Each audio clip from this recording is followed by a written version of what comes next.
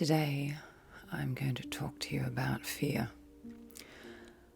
I'm going to talk generally about coping with fear, but more significantly, I'm going to talk about my fear.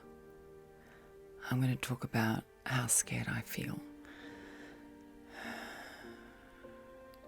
It's really important to me with my videos and my podcast episodes that I'm fairly raw and real, and that I don't touch up my personality at all, which I think I generally succeed in doing, generally.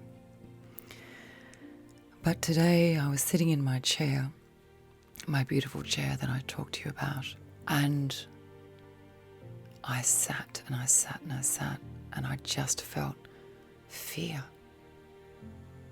I didn't know if I should do some work on different parts of my business or produce a video, or I just felt like a rabbit caught in the headlights of a car. I just felt scared. And then Jan, one of my friends and viewers, listeners, wrote me a letter, encouraging, kind letter. And it made me think that it's important to be authentic in these episodes, because for me, why I do this, firstly and foremostly, and this is the way it started and this is the way it needs to be, I started these uploads because I felt I was having an intimate conversation with you. When my videos first started becoming popular, one of the first videos was a video where I spoke about goals and never giving up, and it was just after my marriage ended, and I think I was tearful during the video, and I felt like giving up. I felt like it was just insurmountable. So I ranted and raved to the video saying never ever give up on your goals. And lo and behold, that video became popular, and it had a number of effects on me. I was surprised. I enjoyed the venting. I enjoyed expressing myself candidly, and I enjoyed the interaction. I loved the comments. I loved the feedback. I loved the discussion, the feeling that there was a to and fro movement. Now, I don't always respond to comments. I systemize time and I go through them one by one, and I think I'm pretty good with comments. I don't get to everyone, it's just not possible now, but I get through to a lot. And it gives me a feeling of camaraderie. And judging by your comments, it gives you a feeling of camaraderie. And I love that. I love that mutual feeling of support. So, I'm feeling scared today, and that's why I've sat right down with my Twinings English breakfast tea. I've sat right down to speak with you. I've had an interesting 10 days with my daughter with a twisted ankle, both boys with chest conditions, normal flu-y things, one at a time, and then me, I had a flu-y thing in the last week, which you can hear in my voice I still have. And my other daughter keeps forgetting things, which means I keep driving to the school. That's all normal stuff. It's not worth... Oh, yes, there's also the internet issues I had with interesting contacts from people. That's all normal stuff for me. And it's just the kind of stuff I kind of roll with the punches most of the time. Not all of the time, most of the time I roll with the punches. So the mayhem of children, the mayhem and manic lifestyle of looking after and nurturing the development of 4 children is normal. That's normal stuff. For those of you who have been with me along this journey, and my God, what a journey it's been. I look back at the beginning and I hesitate, but I want to say that I was really immature at the beginning of my journey, and I think I would call the beginning of my journey when I was 46, because it was when I was 46 that I started to realise that life is not about nice cars, nice houses and nice clothes. I'm not saying that at age 46 I thought that was what life was about, because that's not true either. I did a lot of yoga, a lot of meditation. I was both spiritual and religious, if you can possibly divide those complex definitions. But when I turned 46, so much of what I held on to as validating my identity was taken away or was no longer there. And with that time, I started to grow. And I look back now and I think, oh my goodness, I had no idea.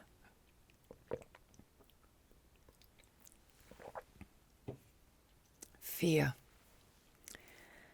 In the book I write about my writing background, and I write about my early development where I struggled in school, and I really struggled. I don't share the entire story, but it's fairly obvious what occurred in my primary school years. And any of you with similar experiences will understand the whole story. With time, I'll share the whole story of why I struggled in primary school, why I struggled with learning, why I struggled academically. And I did struggle academically, I really did. And then as I went through school and went to university, I realised that I did well in most academic areas. And when I realised that I did well in English, economics, history, I didn't want to leave university. I didn't want to leave.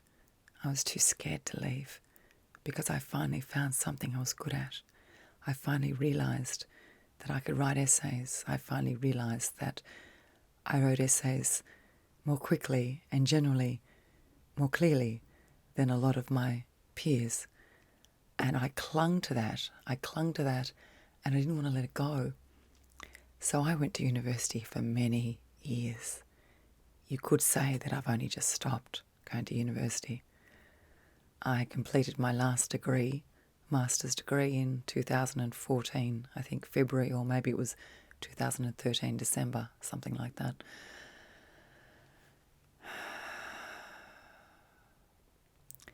It's really scary, don't you think, sometimes looking at life, looking straight down the barrel, looking into the eyes, into the soul of life, your life. It's really scary. It's really scary to try to look down the eyes, the heart of life, without denial. It's really scary to do it with accountability and taking ownership. I find it really, really scary. When I was young, I was told I was stupid. I was told I was retarded. I was called psycho, weird, because I seemed to think differently to other people. If you gave me a concept in class or in any other arena, I would take that concept and my brain would start ticking. It was almost like it was on automatic, like dominoes that had been tipped over and were tipping over each other in a line. I couldn't seem to stop my brain working things out. And I noticed that other kids didn't do this. This didn't happen to other children. For some reason, if someone said to me the words ideal and values, I couldn't just listen to the words on one level. I had to define and redefine and redefine and analyse and assess and question the words values and ideals and how they were used in what context and why. I couldn't seem to stop my brain turning over. I started writing when I was very young. I kept journals, lots and lots and lots of journals. And sometimes I'd throw them away and sometimes I'd keep them. And over the years I've lost most of them. But everywhere I would go, I would take a case of my journals. And in my journals I would write about my life. At that stage it wasn't the keeping of the journals that was important. It was the writing of the journals. It was the reflecting for a short time and then letting go. I needed to write in those journals. I would write stories too. The stories were generally about animals, families, loss. I wrote about loss as a young child. I think in my, as a probably a 7, 8-year-old, I would write. And then when I turned 11, I won an essay contest, equal first with the apparent brain of our school. I wrote about a mother kangaroo who was killed by hunters, and I wrote about the baby who sat by the mother's side, grieving and sitting in the shade. I wrote about how the baby kangaroo slowly died because of the wanton sport of the hunters. I wrote about the feelings of the kangaroo. I wrote about the loss. I wrote about how much the young kangaroo loved its mother. And I talked about the scenery, and I won this prize. After that time, I didn't let people know how much I loved writing. I loved it so much that it was like, not a secret, but I didn't share everything with other people, because I noticed as a young child that when I would talk, people would say, "You're weird." And they'd say, "Why are you so intense? Why do you have to analyse everything? You're overwhelming. It's too much. Stop analysing. You're a psycho. You're retarded." So I learned to hide the way my brain worked. And I used to pray when I was younger that my brain would stop working the way it did. Analysing, always analysing. I wanted to write a book. I've wanted to write a book since I was a child. When I was in school, we went to the movies one day with the class, and we saw the movie My Brilliant Career. My colleagues, my peers, the other students didn't like the movie. I loved the movie. I remember watching it. I remember my feelings when I watched it. I remember the cinema. I remember the darkness. I remember the smell of the upholstery on the chairs. I remember the profound impact My Brilliant Career had upon me.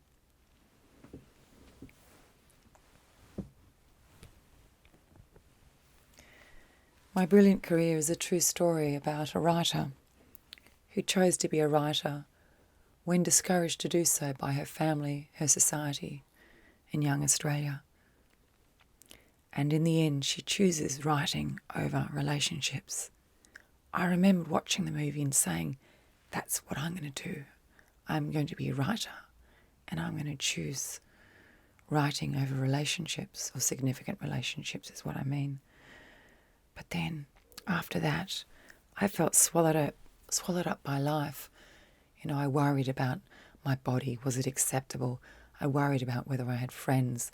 I worried about being acceptable to society. I worried about how I presented myself. I worried about always hiding my need to think.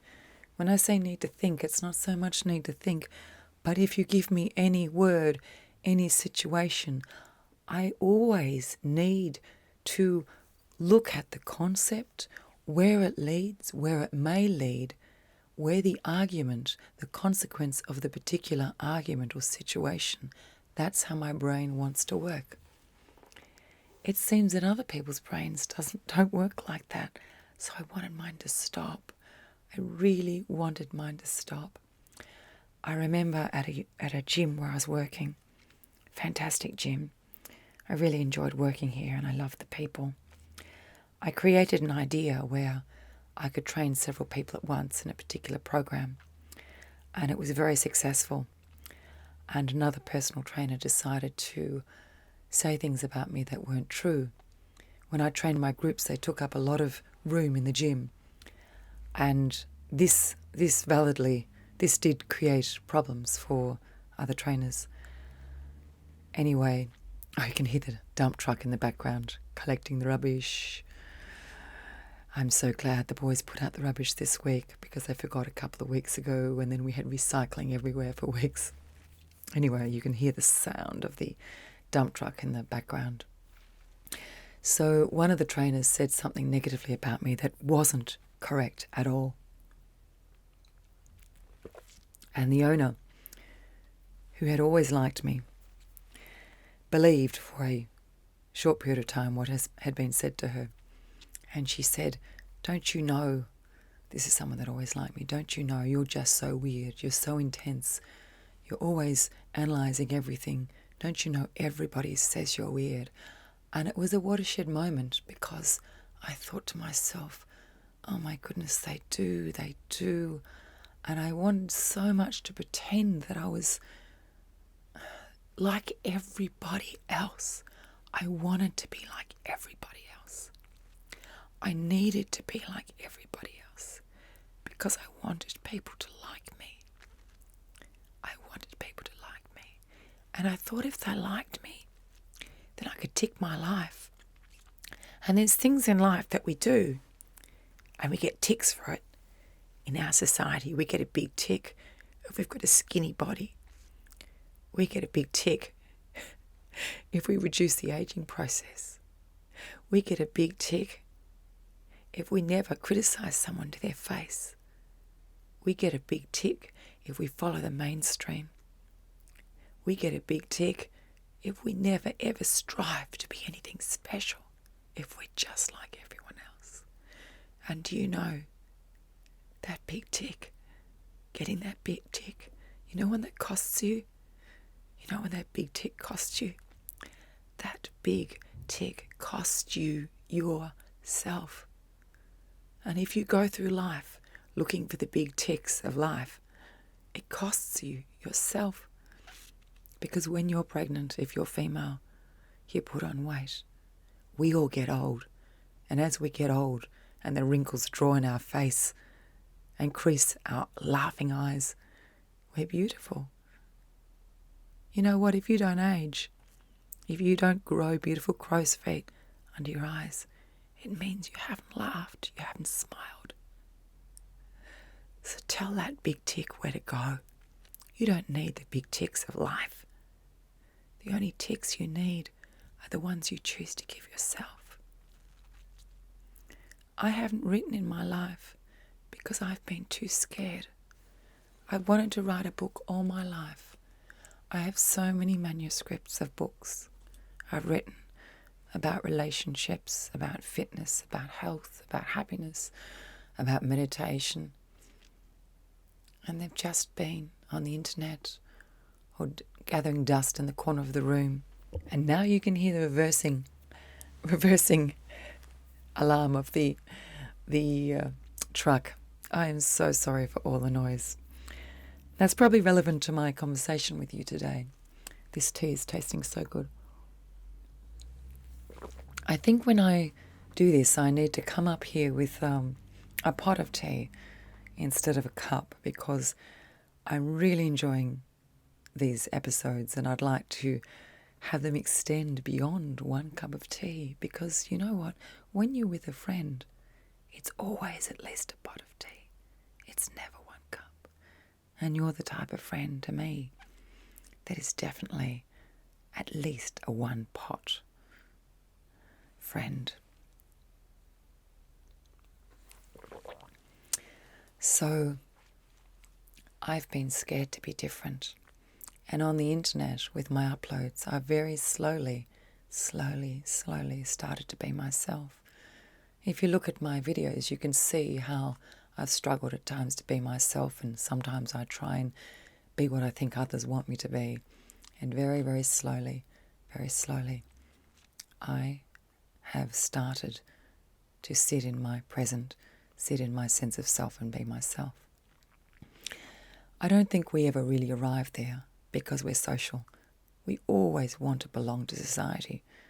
And really, if we didn't want to belong to society, we would be, antisocial. And that's not what it's about. It's about engaging with society, being a member of society, giving to society, but not selling our soul, not selling our consciousness, compromising our sense of self. We can only help others if we stand away from the pack. And then we join the pack, we stand away, and we join and we stand away. And that's the journey of life. I've written so many books, and none of them have ever got anywhere. Why? Because I haven't done anything about it. Today, and now you can hear sirens. Of course, when I sit down and I'm so excited to speak with you, there's going to be noise everywhere. Let's wait a minute, and the dog will start barking too because he's going to hear the sirens. Today, I was notified by Ingram Sparks. Not Ingram Sparks. Ingram Sparks are the distributor. I was notified by Demonza. Demonza have formatted my book that it's ready to upload. So I'll receive a copy later today, maybe tomorrow because it's American time. Now, that copy that was sent to the editor, sent to Demonza, which is the formatter, I probably rewrote it, I'd really be guessing, maybe 12, 15, 16 times more. Then it was reformatted 19 times. I know it was 19 because the last one I got back today had the number at the top of the PDF. So it's been reformatted 19 times. Now when I receive the final copy, which is all ready to go, so I'm told, I will send that to Ingram Sparks and I can load it onto Kindle myself. I've looked today at trying to understand the paperwork, and that'll be another process which I will do in a day. Or that's the time I've given myself. I can't put into words how I feel. I am terrified. I am so scared. I am so scared of releasing this book. Because in life, sometimes it's easier to say, if I wrote a book, it would be great, than to actually put your sense of self on the line. It's so scary that I could release this book and it wouldn't be any good, that it stopped me releasing the book for the great half of my life. I'm going to embrace my fear and I'm going to release this book. Now, as I say that, I've had the book read by 5 people who say it's very good, and they're professionals and know what they're saying, so I know that it's a fairly good book, and it is my first. But fear is a response by the body, generated by the body. Why is it generated? It's generated in order to keep us safe. It's generated in order to galvanize us into action. It has a purpose. And we need to exploit and use that purpose. Not be rabbits in the headlights. There is a time and place to be a rabbit stuck in the headlights of life. But then we need to move on. One of the ways we do this is to mark time. I think it's very important that when we feel scared or we feel grief or loss, to just quietly and gently notice the time. Okay, today, what date is it? The 20th of May, 2016, I feel fear. How long will it be until I load that book? I've given myself 24 hours. If something happens with the kids, I may take 48. But I need to gently notice myself embracing and working through the fear.